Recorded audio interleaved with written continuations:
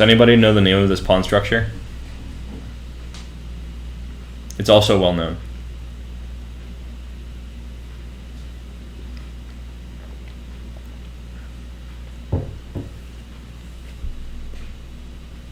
It's not the fried liver attack. Yeah, it's called the Maroczy bind.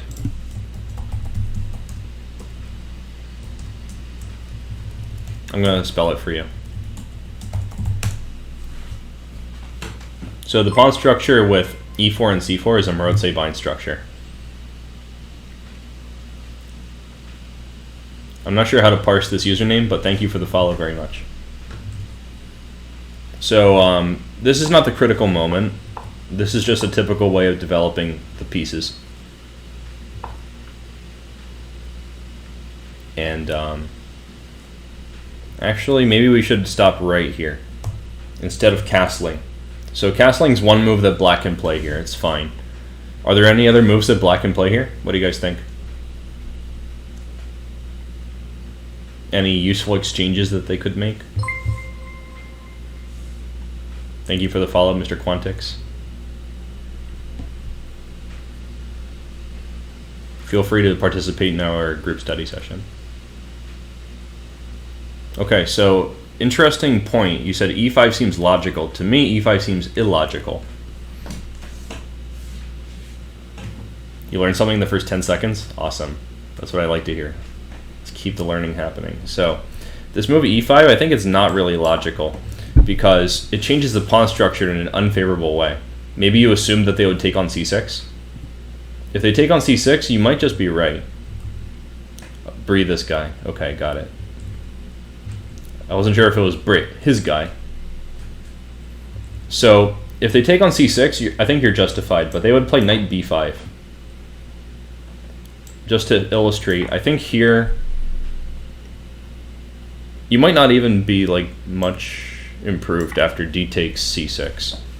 If b takes c6, you're even worse. I think that queen d6 is giving white some long-term advantage because it's going to be tricky for you to do anything really useful here. I think queen e7 is forced, and after maybe castling, I'm not sure if castling or rook d1 is better. Since we're cruising for the endgame, I think I would castle queenside. And you're just going to have a very unpleasant position after this. But knight b5 is even stronger. Because even if you manage to castle, you're not going to be able to move any of your other pieces for the rest of the game. This is like the biggest space advantage you can have. I mean, not really, but it's super good to have a knight on d6 blockading a pawn on d7. I've won several games in tournaments just like that. I would even sacrifice material to get that kind of position. So you can work it out on your own if you like. This is kind of an outpost game. There are lots of books written about how you can play with an outpost square. I think there's one book called Simple Chess. If you're in my Discord, I know you're in my Discord actually. Obama, you might change. You can probably get that book from Luis. So just drop a message in the chess resources thread on Discord. And for anyone who's new, here's the Discord. So knight d6, right? Good move. So I think e5 is actually kind of illogical, and this is characteristic of the Maroczy bind structure. Usually in the Maroczy bind, you cannot play e5 without getting a long-term unpleasant position. The circumstance in which you can play e5 in the Maroczy bind is usually like before it's been established. Like when your bishop's still on f8, you could play e5 and d6 and bishop e7, and you're not dead lost. But it's still pretty unsavory. So what other kinds of moves can we consider here for black?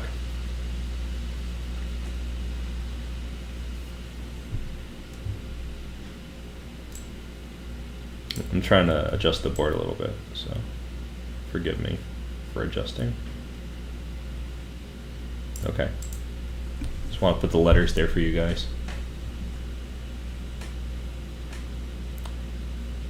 Yeah, I think your intuition that knight takes d4 is bad is correct, because the knight on c6 is one of your only active pieces, and in some of the early examples we saw that we don't want to trade into a passive position.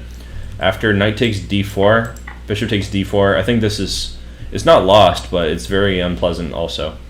And unpleasant is good enough to make a decision. I think no one should want to play an unpleasant position, even if it is tenable, because it's a lot more likely that you're going to blunder in a position which is unpleasant to you.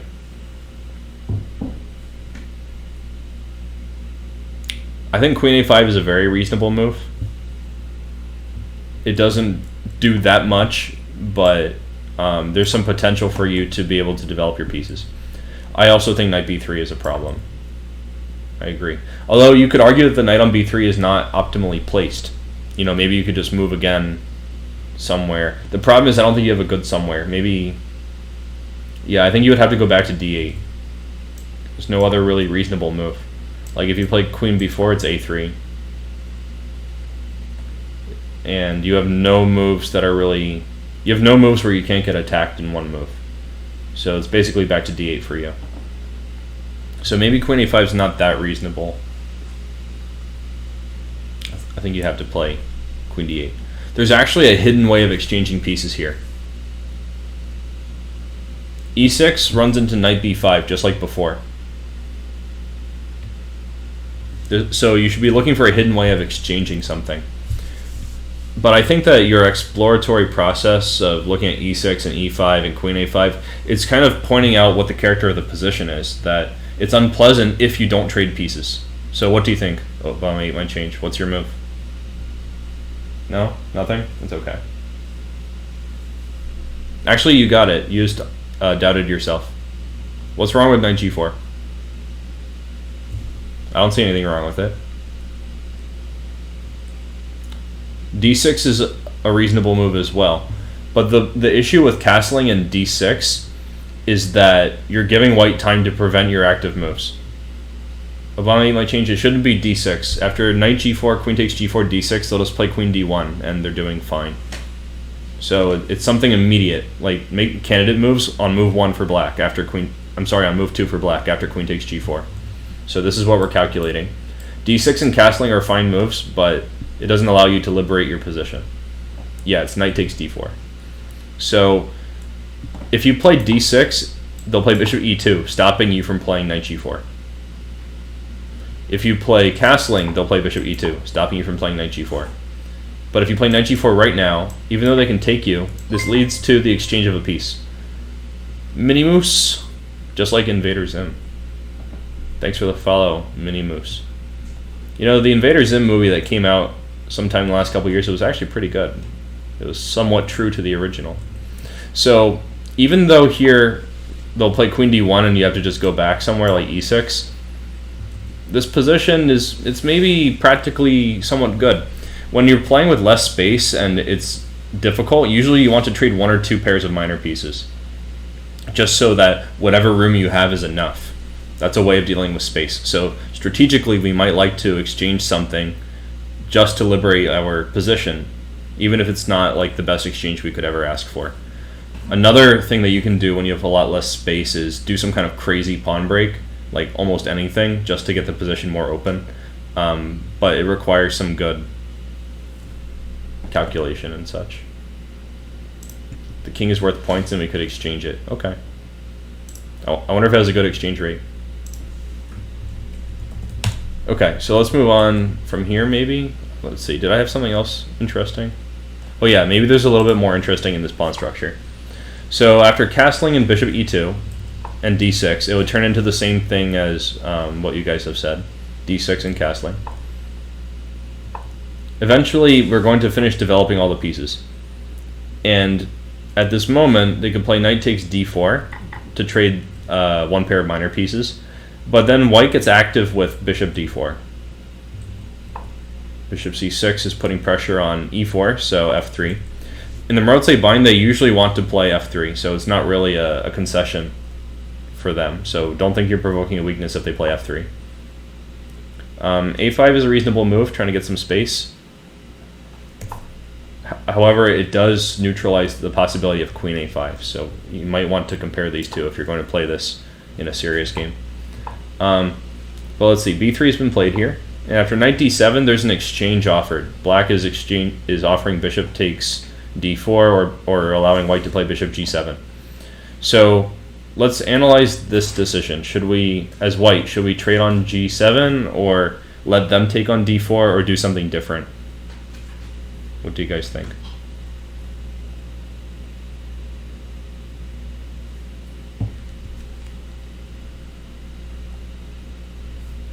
Oh, come on. The king's worth at least 4 points, Mini Moose. We trade? Okay.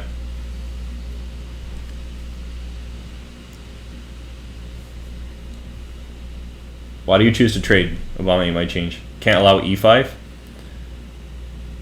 But didn't we already see like 3 examples where e5 is a bad move for black? It gives them a very weak pawn structure. d6 pawn will be weak. The d5 square will be long to white. So I think e5 is actually bad. I don't think you should try very hard to avoid e5. In fact, encourage e5 maybe.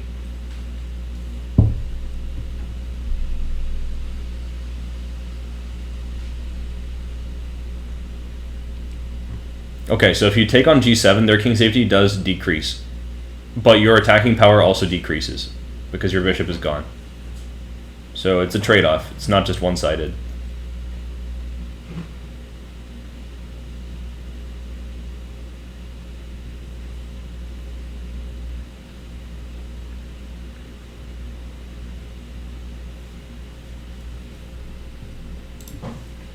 By the way, guys, if you haven't already subscribed on YouTube, feel free. There's my link.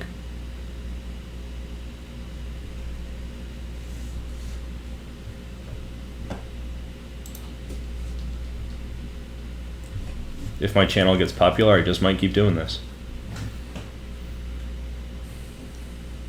Okay, any other suggestions? So far, we've only talked about bishop g7.